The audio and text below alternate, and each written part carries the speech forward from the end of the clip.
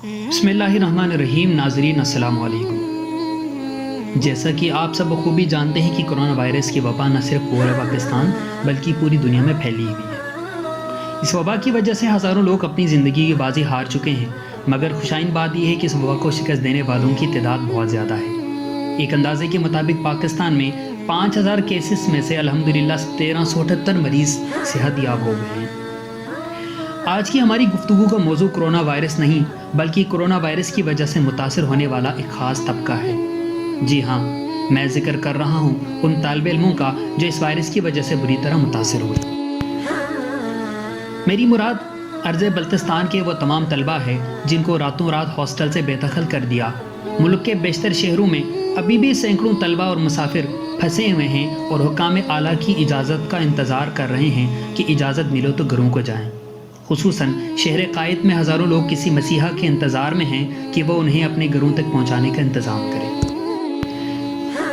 جب lock down کا اعلان ہوا تو ملک کے مختلف شہروں سے طلبہ راولپنڈی کے پروازی اڈے پر بے سر و سامانی کے عالم میں کسی مسیحا کے انتظار میں پھرتے رہے.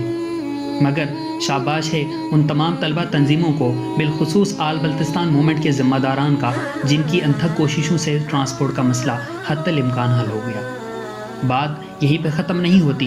اصل مسئلہ شروع تب ہوتا ہے جب HEC کی طرف سے اعلان کیا جاتا ہے کہ تمام یونیورسٹیز آن لائن کلاسز شروع کرا دیں.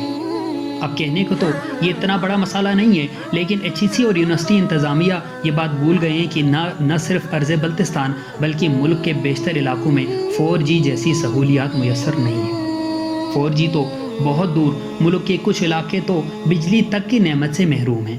ایسے میں آپ آن لائن کلاسز کے ذریعے عمرہ کو تو خوش کر سکتے ہیں، لیکن غریب عوام کو اس کا خاص فائدہ نہیں ہوگا بلکہ ان کا نقصان ہوگا.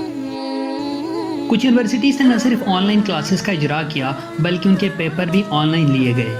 یہاں سوال یہ پیدا ہوتا ہے کہ جو طلبہ گلگت بلتستان، بلوچستان، خیبر پختونخوا اور جنوبی پنجاب کے دور دراز گاؤں جا چکے ہیں، ان کے مستقبل کا کیا ہوگا؟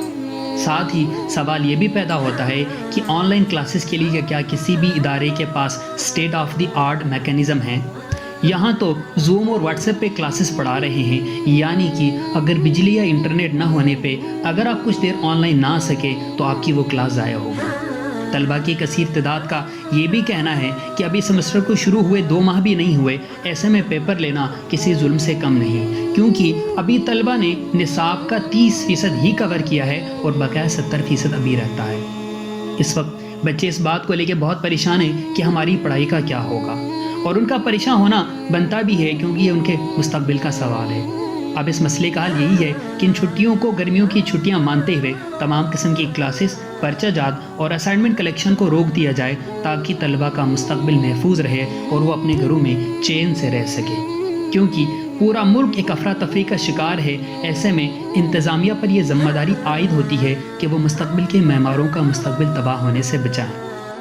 آخری اور سب سے اہم بات یہ ہے کہ طلبہ اپنی چھٹیوں کو ضائع کرنے کے بجائے مختلف کتابوں کا مطالعہ کریں، کوئی ہنر سیکھیں اور اپنے آپ کو ایک ذمہ دار شہری ثابت کریں. آپ ایک ذمہ دار شہری ہونے کا ثبوت دیتے ہوئے اپنے گھروں میں رہیں اور محفوظ رہیں. اللہ ہم سب کو اس وبا سے محفوظ رکھیں. آمین. والسلام علیکم ورحمۃ اللہ وبرکاتہ.